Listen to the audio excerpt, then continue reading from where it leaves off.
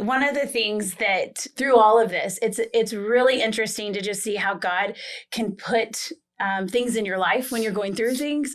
And for me, through this battle, music really spoke to me and certain songs. And I think it's because when you're in dialysis, you're sitting there for 4 hours and there's so many things that you could do.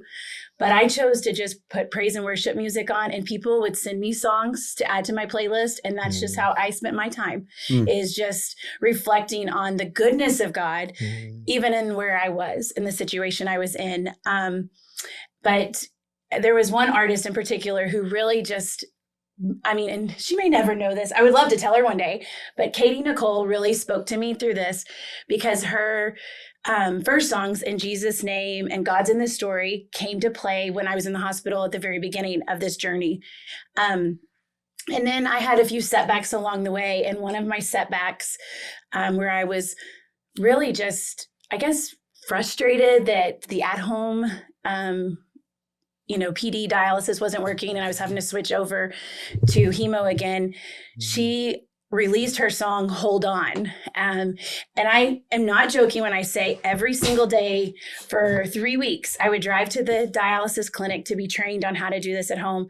Every time I drove there or home, it came on the radio every single time. Wow. And I just looked at that as God winking at me and just reminding me I need to hold on in this journey. Because even the words say, hold on just a little bit longer. I know these days say it. I know it's going to be okay. These days are going to make me stronger. And I just would seriously cry in the parking lot listening to those words, because it's like he was reminding me, you're going to be stronger through all of this. And then it ends with hold on till you see what's at the end of the road. And all I kept thinking about is, for me, my end of the road would be getting a kidney transplant. And so that was just such a powerful thing for me. And just the way God used that to speak to me in a time when I was quite sad, and that I had a setback in this. Okay, so what's her name? Katie Nicole. Okay, have you ever heard of the 6 degrees of separation? Do you know what that is? I've heard of it, yes. Okay, do you know what that is? 6 degrees of separation? I've heard of it. Okay, the 6 degrees of separation, basically it's a theory. I don't know if it's ever been proven. But between you and any other person in the world, there's at least 6 people that can connect you. Like between you and any person in the world, there's going to be somebody who knows somebody who knows somebody, and there's going to be like 6 people that will eventually connect you. So based on the 6 degrees of separation, that's right. Listen, if you know somebody who knows somebody who knows somebody, I'm going to do it 3 more times. Who knows somebody, who knows Katie Nicole. Miss Kari here would like to deliver a message. Yeah. So there you go. Just 6 degrees separation. And thanks, because I just think sometimes these artists don't ever know what their music can do and inspire somebody when they're going through battles that you face. So yeah. Drop us a line at the Testament Podcast website. Comment on the video below. I don't care. Call me. I'm going to give you my number, but if you know me, call me. So you can call Darius. Here, hang on. Let me give you his number. Okay. Yeah, don't do that, please. I won't answer. No, I actually literally get a bunch of spam calls, so I actually probably will not answer. Like, I get I would say at least 50 a day. So I probably won't answer. Okay. Well, no. Welcome back. Thank you so much for tuning in to Testament Podcast. My name is Darius Lowe, a.k.a. D-Low, and I'm here with my friend. I'm Jeff Keck, and we're here with Kari Bonner today. And so, Kari, how are you? I'm great. Doing great these days. Wonderful. Why don't you tell us about yourself? I'm Kari Bonner. I am married. My husband and I just celebrated our 18th anniversary. Woo! Yes. That's cool. We have 2 boys, Matthew, who is 13, 7th grade, and Samuel, who is 10, and he's in 4th grade. Outstanding. So we have 2 golden retrievers, too. Can't forget them. Can't forget them. What? Man's best friend. You can't forget man's best friend. Well, as you already know, we've kind of talked about it before, and everyone watching should, at least at this point, know if you've seen any episode before now. This podcast is all about the lives change, in the result of Jesus Christ. So kind of tell us about like your story. All right. I was born and raised in Tyler, Texas, and I attended Green Acres Baptist Church, where even my mom grew up going. And so at an early age, I was always kind of exposed to, the Christian faith, because I had two sets of grandparents in Tyler, my parents, and just their strong Christian roots and faith. And so when I was in kindergarten, my mom's mom, my grandmother, she passed away. And I was really close to them. And so I really struggled with that. But that in turn led to me accepting Christ, because I asked my parents one night, like, well, where did Meemaw go? And, and just hearing more about how she was in heaven. And, when you become a Christian, you get to see her again. And so I told my parents, well, I was ready to pray and ask Jesus to live in my heart, because I wanted to go to heaven when I died, like my grandmother. And so that's kind of how the beginning of my story kind of began. And then a couple months later, I was baptized in church. Oh, wow. So tell me again how old you were? I was 7 at the time. So at 7 years old, and the last episode, we kind of had the same conversation too, but at a young age like that, a 7-year-old generally is not digging into scripture and really understanding their relationship with Christ. At what age and what point did that happen for you? Was there something specific that kind of really led you into, oh my gosh, there's a relationship here that I need to be having, and digging deeper into scripture? Sure. I think for me, we lived really close to the church. So I would walk to the church to go to GAs and actings. And I just always, stayed really close, going to the church, and just growing in my faith. And, I attended Sunday school, church camp, all the things were just kind of was instilled in me, and just where my faith kind of grew through the years. And then when I was in high school, I'd say it really kind of took off, because my prayer life took off more too at that point, because I was praying, like, what did I need to do with my life at that time? And where did God want me to go to college? And that's kind of when doors opened for me to go to Dallas Baptist University. Nice. And then, just trying to determine my future. And at the time, I also talked to our pastor, who I was pretty close with there, and told him I just kind of felt a nudge that God wanted me to serve in some capacity in the ministry. I just wasn't sure at the time what that might be. Turns out after I graduated DBU, and I went to DBU to get my degree in education, but the door opened for me to become the associate children's minister at Green Acres in Tyler. Mm-hmm. So after graduating, I moved back to Tyler and was able to serve over 400 kids in 1st through 4th grade and get to minister to them. And that was just really eye-opening to get to start watching these little souls become like in the same steps I was when I was, 7 years old, and just getting to pray with them and watch them accept Christ was really just a very neat experience. So what made you transition from ministry to teaching? Well, I guess I was always still teaching, because I was planning all the Sunday school curriculum.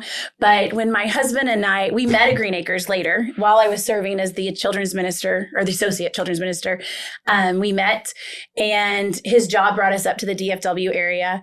And at that time, I just thought, well, I'm going to start going in the path of teaching. And so I started in Capel teaching 2nd grade.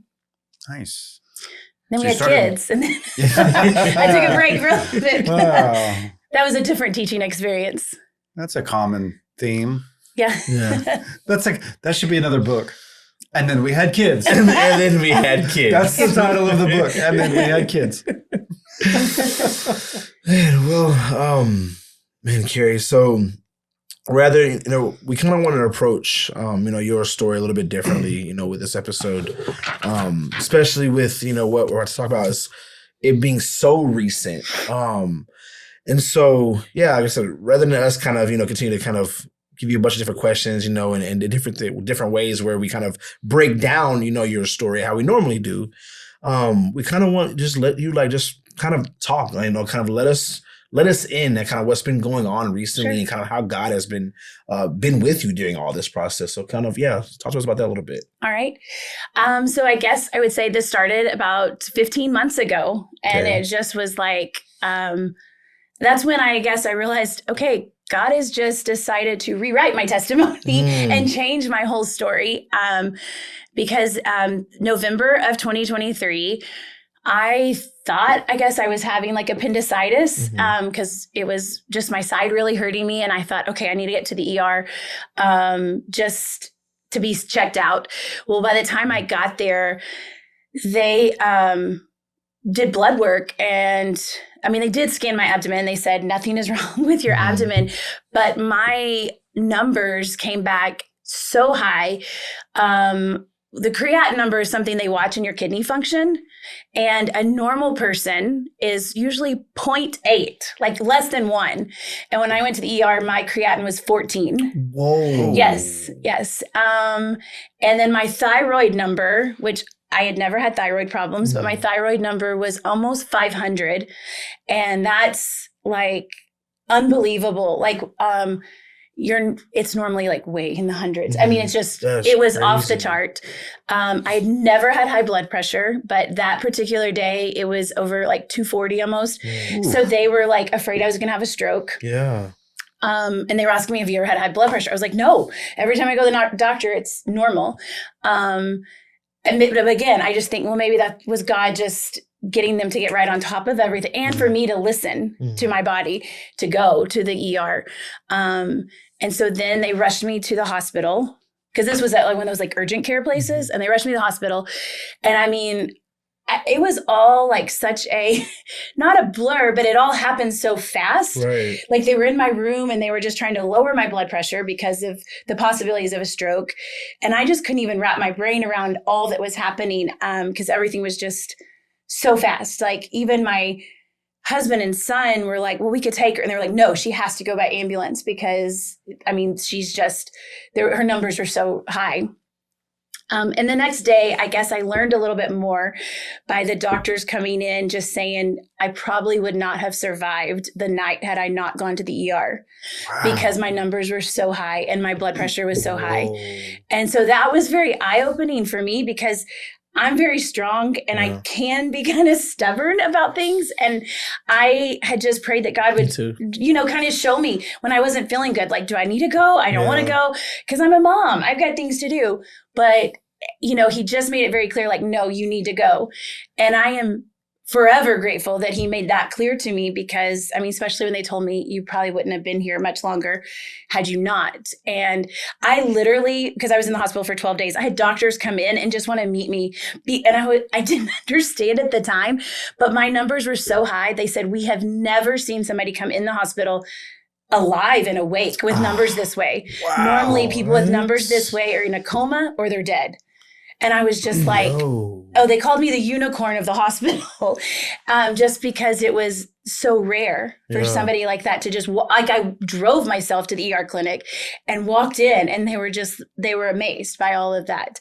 And I just kept saying, well, it's the Lord has given me the strength. I mean, because I almost wouldn't have gone, But I spent 12 days just learning so many different things about the fact that I was in renal failure.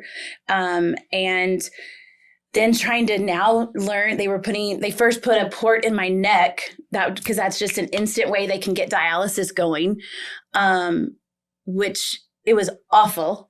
But I just kept, just praying, Lord, please just let me get through this. And then they put a chest port in and started dialysis treatment that way. And, I had nurses, I met so many amazing nurses. And I just don't think they always get the credit they deserve, but through this, I've met incredible nurses. And I had so many come in my room during that time and say, there's something different about your room. And I would just be able to share my faith at that time, because I said, well, it's because the presence of the Lord is here. He's with me. I know he's giving me peace, because I never worried for a minute, even with all the things they were telling me and all the, there's no other way to say it, except you just kept hearing all these horrible things of like, what is going on?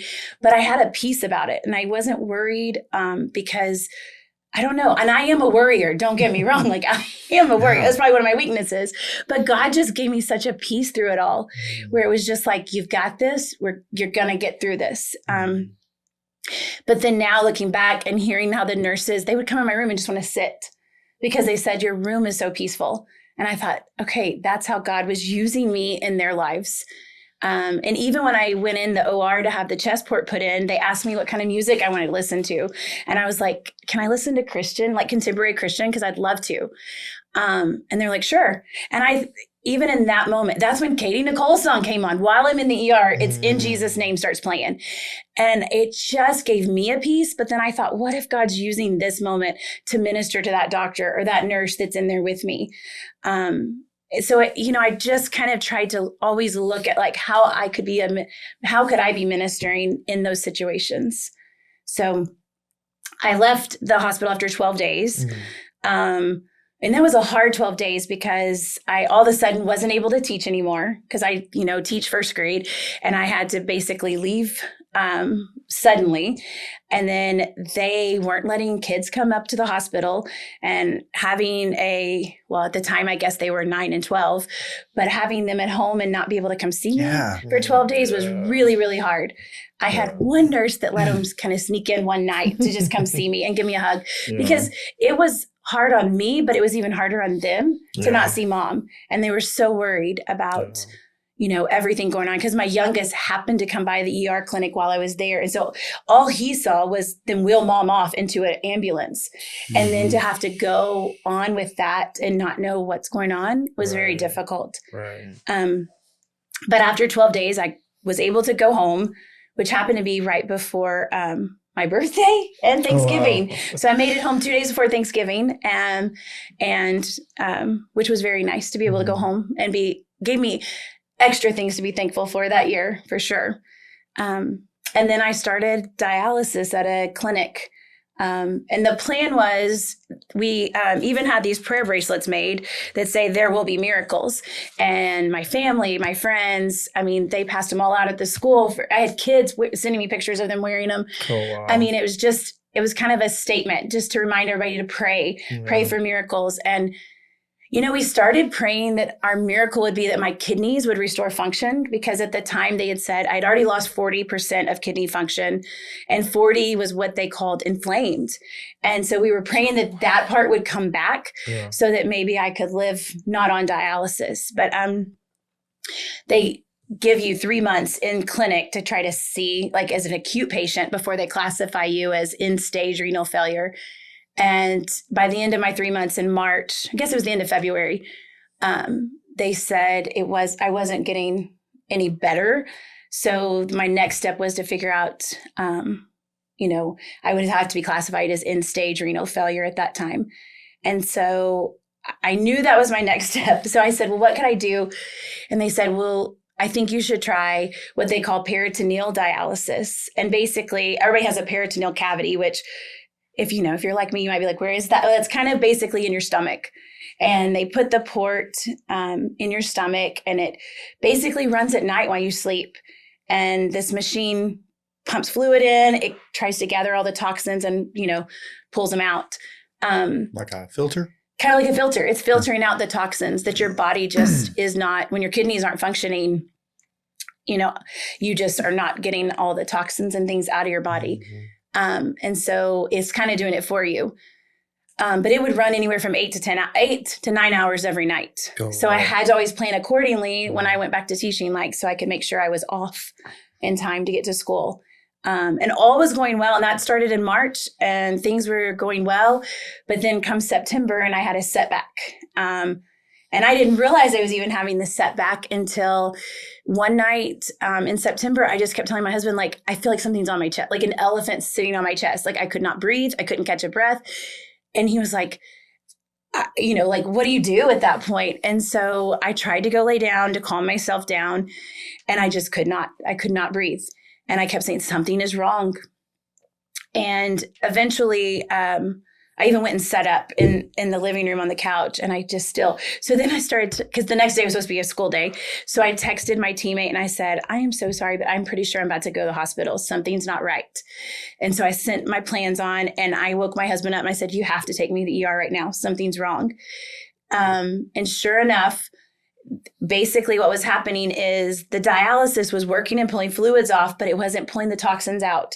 So the toxins were gathering and putting fluid around my heart. And so that's why it felt like there was so much pressure on my heart to breathe, was because I had all these built up toxins. And so here we are. And I was thinking all was well, because they make you like, when they test to see if you're getting enough fluid off, I was surpassing what the goal was, like 1.7. I was hitting 4. So they were like, you're getting fluid off. Yeah. Even the nurses couldn't understand why this was happening. But again, I just think that's God preparing me for, he's like, I'm not done with you yet. I'm still writing your story.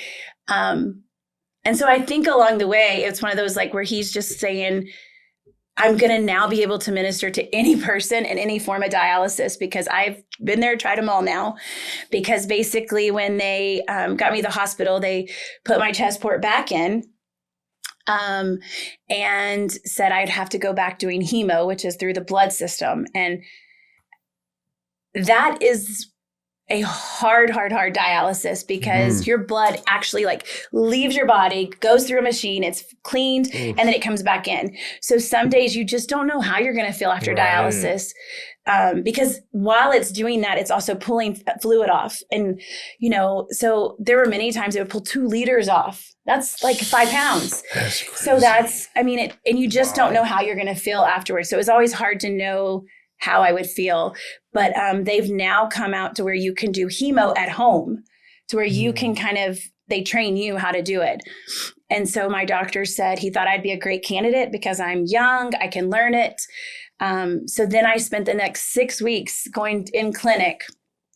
And of course I was like, but I want to teach, because that's what, And so my doctor was willing to let me teach Tuesday, Thursdays, and then go learn dialysis on Monday, Wednesday, Friday. Just because he knew that would actually make me stronger, because I'm being able to get out and do things that I enjoy doing, being a mom and being a teacher. And so he kind of, you know, worked with me on that. And so, but that's when that song Hold On came on, because I was so down that I was having to start a whole nother form of dialysis. But again, I just kept looking at it as this is only going to make me stronger. And that was in September. Well, the end of September, first part of October, over the summer in June and July, I spent the whole summer trying to start getting my name listed on the transplant list.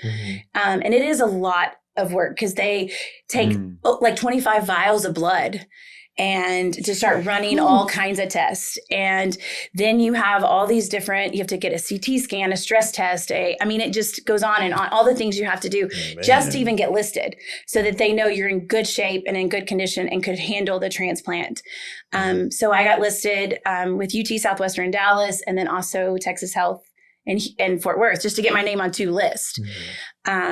And so that took almost my whole summer working through getting in and getting to meet with all the doctors and the teams and get listed. But I did get that step done. And then all this happened in September. Well, then first part of October, my cousin reached out to me, and she lives in Georgia. But she said, you know, the Lord had just laid it on her heart that she should just get tested to be seen, to see if she could even be a match for me. There's no way to ever thank someone who's willing to even just take that leap of faith and that step.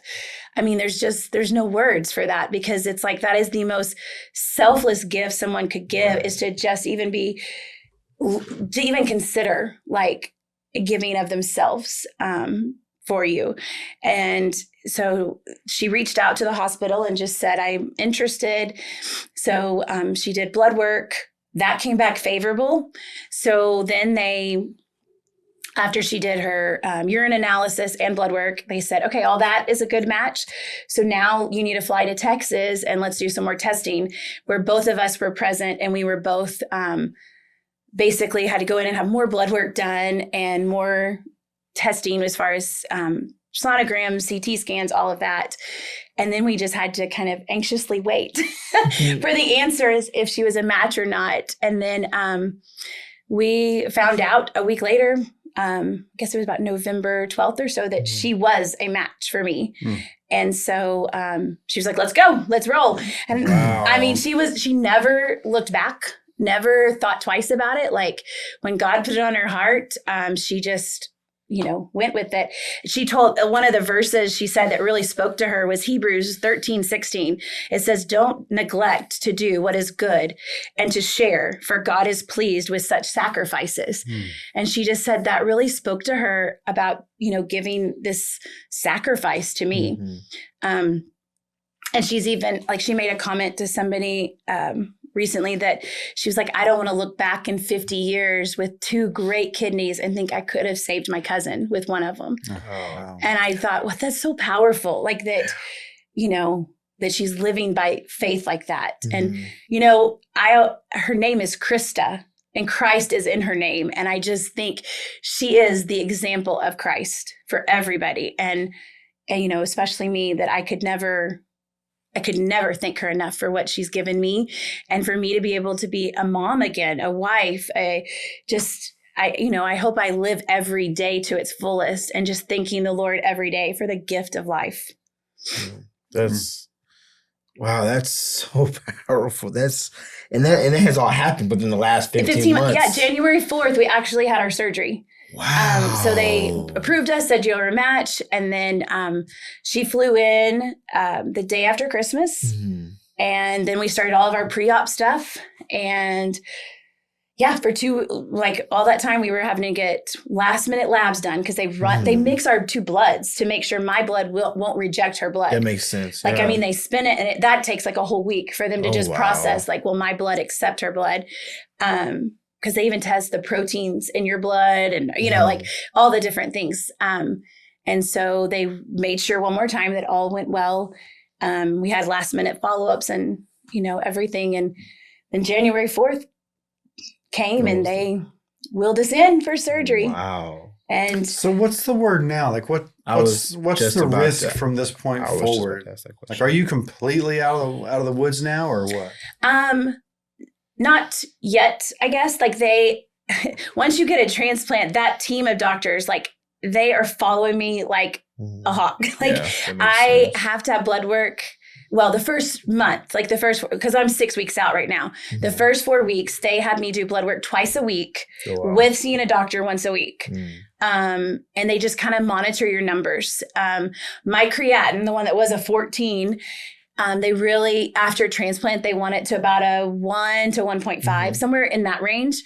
Of course, if it was lower, that'd be even better. But mine is still right around a 2, 2.2, 2.3. Okay. So they've really been watching me, trying to figure out what it was. And a week ago, in fact, they brought me in and they even did a biopsy of the new kidney to make sure I was not rejecting the kidney. And because there's 10 different ways your body could start rejecting it. And my body's not rejecting it, which was a praise there. Praise God. But they're thinking it's one of the medications I'm currently on. One of the anti-rejection meds can sometimes trigger just your body, it just is not mixing in my body well. So we're in the process of switching one of my anti-rejection meds to see if that would help. Yeah. So I'm not quite out of the woods, but yet I feel 10 times better. Yeah. I mean, the amazing thing is this just shows you how God works. They took the kidney out of Krista. They took it to my OR, put it in. I was instantly it was instantly working. Fluid was coming out and instantly because they were talking about leaving my chest port in because sometimes after a transplant, you have to get a dialysis a couple of times just to kind of what they call wake the kidney up, especially in the new body. But they were they came and removed my chest port the same day because they were yeah, you're getting plenty of fluid off. It was working in the OR. It worked through recovery. I mean, it was amazing. Yeah. It was absolutely amazing. How does that even happen? It knew what to do. It's not like PVC pipe where you put glue on it and just put the pipe together, everything. Yeah. Do they stitch that stuff together? Yeah. But they take her left kidney and they put it on my right side because your urethra, which is the top part that ties in, is longer on your left side. And so it's easier to tie it in on your right side. Yeah. So I'm not a medical professional, but I'm saying if you have a tube and another tube that are so tiny, how do you connect those? How does that? Well, sometimes they use a stent? But in a living donor, I don't know. They somehow stitch it, connect it, and it stays. It's amazing. I was saying it's not PVC glue. Be sutures. Put the I don't That know. is amazing. That So is how is amazing. Krista? Krista, you're amazing. Yes, you. How's She's she doing doing? great. She was actually, believe this, she gives a kidney on a Thursday and she's released from the hospital by Friday. That's crazy. That's They kept me for 4 days, but she Yeah, had to go the go next by day. your room and say, "I'm out later." The great thing was we were down the hall from each other, but that gave us motivation to get out and walk. We'd walk to each other's room to say hi. So when she left, I was kind of like, well, where do I walk now? So I just have to do laps. That wasn't quite as fun Yeah. but they had to stay at a hotel for the week, and her husband was, the one that got her out walking all the time at the hotel. Mm. So, but yeah, she's amazing. They flew back to Georgia a week later after the post-op, and all checked out well. And she's back. They have 4 kids. She's back driving and doing all the mom things. And so, in fact, the Lord has truly even blessed them, because I always just prayed, because she was blessing me, that the Lord would in return just bless them tremendously for what she was doing. And he actually, the same time all this was going on, the Lord this church called him to become their lead pastor here in Texas. So we joke that she followed her kidney to Texas. So they're now moving. Close. Well, Houston. That's still That's close. not close. That is close. That's Look, if you're not closer from than Georgia. Texas, Houston's not close. But that's a lot closer than Georgia. I guess It's I feel a that. 5-hour guess I drive. feel 5 that. hours, right, to Houston? Depending on where in Houston. Like, it could be like 3.5 to 4. Yeah. Depending on where. Depending on how fast you drive. No, depending on where. I have family in Houston. But it's neat It to takes me about 4 see hours to just get to how it. the Lord opened that door for him. And so he Yeah. was able to start pastoring at the church. I guess it was 2 weeks after our surgery. So he's now at Sagemont in Houston and blessing them. And because I've not been able to go back to church yet because of all the I have to watch my exposure right Sure. now. Mm. Because one of the things they do after a transplant is they ran through three different IVs, and it basically, all those years of teaching and being a mom, it wiped my immune system completely out. Oh, wow. They told me to treat myself like a newborn. Wow. And so I always have to mask up and I just have to always be really extra Look, careful. I have to watch myself around him, much less you. Wow. So, but it's been neat because we've been able to watch him preach now, Yeah. and it's been inspiring for my kids and my husband and I to just be able to watch him, as he's started this new position. That's So, really cool. It's been really So cool. cool. you said when all this started, you really didn't have a fear. Yeah.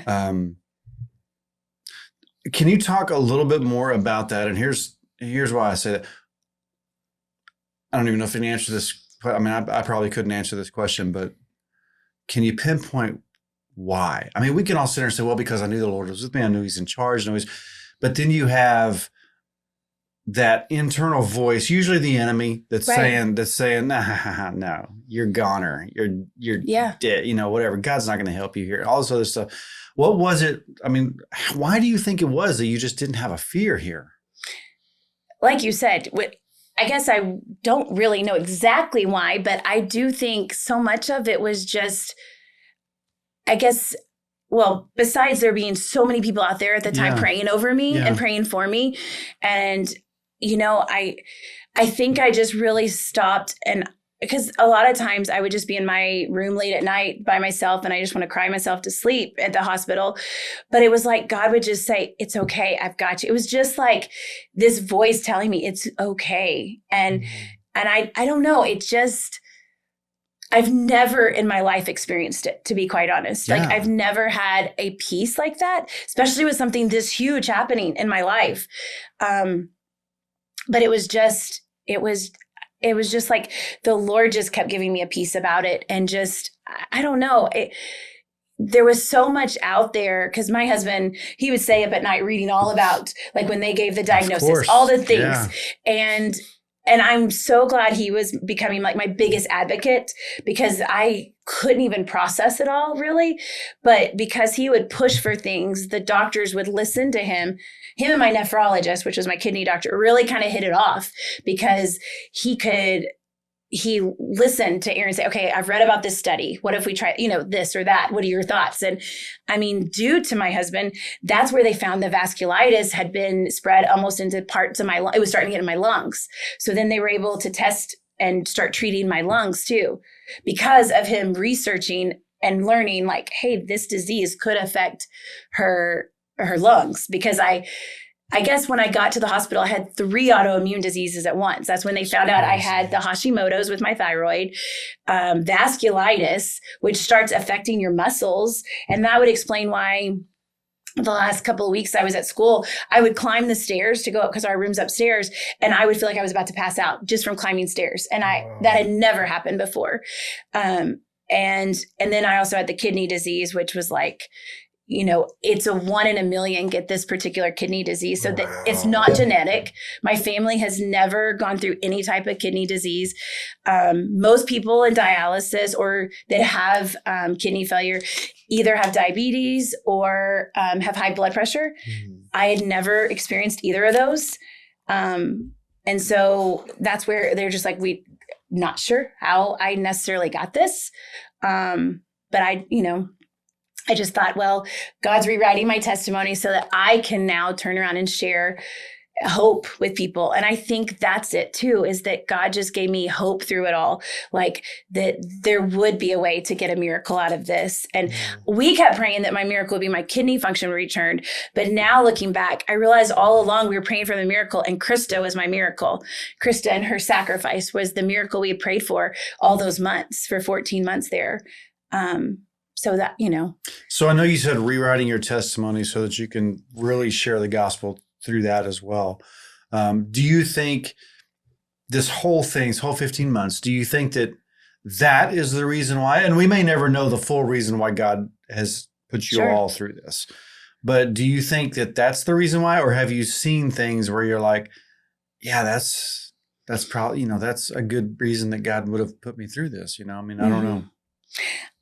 I don't know, because one day, it's like you may never know. But that's where I have just stopped and prayed and just asked the Lord to use me in ways where I can minister to those going through dialysis that are, struggling. Like even the clinic at one point asked me, can you call this lady? She's a teacher and she doesn't know what to do, but she has to get on dialysis. And I think you could encourage her, and even last week, I talked to 2 people that someone in their family was facing a kidney transplant, and just being able to encourage them and talk through things with them and tell them I know my story is different than theirs, and everybody's story is different. But if something I say could encourage them, sure. And I think a lot of it is just having faith. Because I look and I think back like all these people that you're, in clinic with, and I think, if you didn't have faith, you would be so depressed going in there, because it's a lot, especially in clinic, because they're literally stacked chair by chair, and everybody's getting, their blood taken out and put in and cleaned. And that particular situation, you're there 3 days out of the 7 a week, and you're there for over 4 hours. And that could be so depressing, but instead it's like, that's when I chose to read my Bible, listen to worship music. And I got to know my nurses and talking to them and just, getting to know their lives. And so I think that's where part of the peace came from. You may have had nurses and doctors that started looking for Jesus through that, Yeah. Yep. Even my nephrologist started, he took one of my prayer bracelets, and I thought, wow, what if, at these little moments, like my nurses and people learned, the power of prayer. I just think the power and the stretch of God using this is going to be beyond what you will ever know. Crazy. I hope so. And I hope just even it sheds the light on being a donor. Just because you don't have to necessarily be a living donor, but it made me just think through what am I going to do? Prefer a living donor. But. Yes, prefer. Because everybody can live with one kidney. And I think a lot of people don't even know that. Yeah. That you can live a very successful life with just one kidney. So to, find out if you're a match for somebody is just amazing. But even after, when you're gone, all these organs, I know I know I obviously can't give a kidney to somebody, but I've got a liver, a heart, a lung, eyes. I mean, there are many things that somebody could take from me to give someone. And I hope others, like through my story, will, consider being a donor too. Yeah, that's big. One thing that you had mentioned about your story, that this entire time we've been talking, at least about your story, kind of has stuck with me, is keeps giving me this image of Jesus. But like you were talking about how, when you were like, in the hospital, and you were blanketed by that peace in your room, and like your mind, from, I feel like most people in that situation, in that setting, would be so worried about self, right? And here you are in this very like scary health, high risk, health situation where, I mean, like, you could very well, like pass away, right? Yeah. And your focus is on the people around you. Like, dang, wow, if I, this could potentially, help the nurses get to know Jesus, or help the doctors. And I'm it's giving me this image of just the humility of Jesus, right? And how, like, knowing that I am about to be beaten and hung on a cross to death, but I'm doing it for those around me. And that's where his mindset was. I don't know. It's just, to me, it's just to encourage you. Like, that's just, it was so encouraging. And it's something that I want to strive for. Is one day I want to be able to have, that much humility and be humble enough to go, like, even in my worst, darkest times, to still be worrying about people around me and their salvation over what I'm in. So that's just so awesome, Kari. Like, wow. But I think too, it's also, I appreciate you saying that. Thank you. But I think too, it's surrounding yourself with people who encourage you too. Because even while I was going through these dark days, people were sending me scriptures. People were sending me, praying for you. Here's a verse that spoke to me today, or here's a song. I mean, just like, my playlist is made up of so many amazing Christian songs from other people giving them to me. Like, because I put out there on Facebook, like, tell me songs that I could play while I'm laying, like, because at the hospital, you're literally laying in your bed for 4 hours, to get dialysis treatment. And I just wanted to know, like, what are things that would encourage you? Like, if you could just, listen to the music. And one of the things I wrote down in my journal through all this is I wrote, I will choose to find joy in each setback because God is writing my story, and each setback is part of his plan. So I just looked at it as, this is his plan for my life. Because if you would have asked me, I'd be like, no, I don't want to go down. I mean, this is a roller coaster of any, but at the same time, I thought, okay, I don't know why, to answer your, like you asked a minute ago, and I don't know why I had to go through this, but I know one day I'm going to see it. One day I'm going to be able to be like, okay, I think this is why God had me go through this, because look at what I've gotten to minister. Look at the people I've ministered. Look at the people whose lives are now, they're getting a donor because of me just sharing my story. So I don't want to sit back and be quiet about it. I want to tell people, because this is where God has, taken me in my life. And to even watch my kids' faith grow. Like, that's been the thing too. Like, to just watch them say, wow, and telling them, like, the little God moments along the way. And for them to witness that has been really awesome. I mean, even when because I did the hemo at home from September till January, and my youngest, who's 10, I mean, you don't want your kids to ever have to see some of the things that mine have had to see, but he learned from my nurse, how can I help my mommy if, like, because your blood pressure can bottom out while your blood's leaving your body. And that happened to me more towards the end, the last couple of weeks. And he learned how to, like, because you have a special chair at your house and it will recline to put your legs up in the air.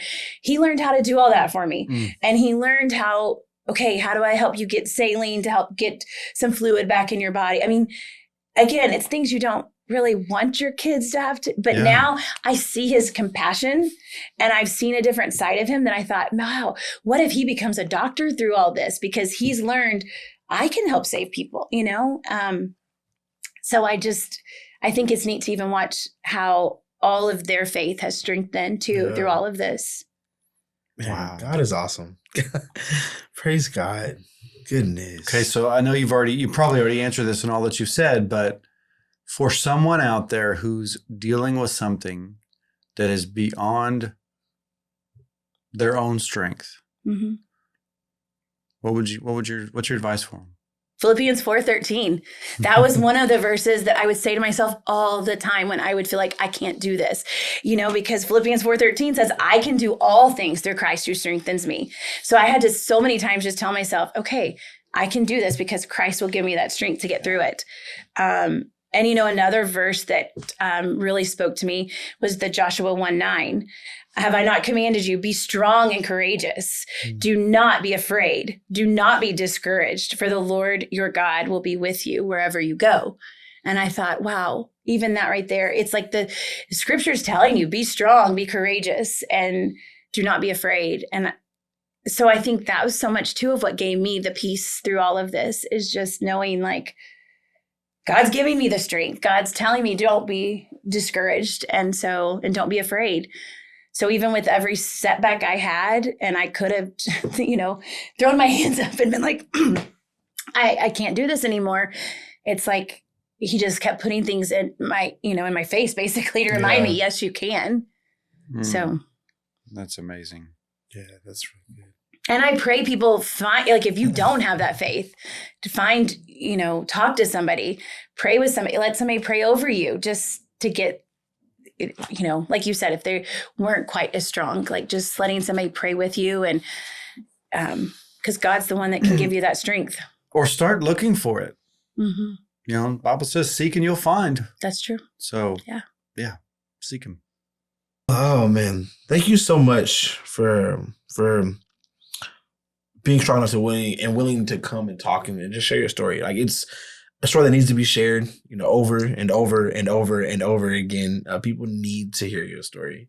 It's so encouraging. I can speak for both of us when I say it's encouraging for us, and that's one of the things I've said this a few times in the older episodes, but one of the reasons why I love doing the podcast is hearing stories like yours. It's so encouraging as a believer to hear, how God has shown his light and shown his glory in others' lives, and so, man, it's so amazing. Thank you so much for coming out tonight. Yes. Well, thank y'all for having me. Of course. Appreciate it.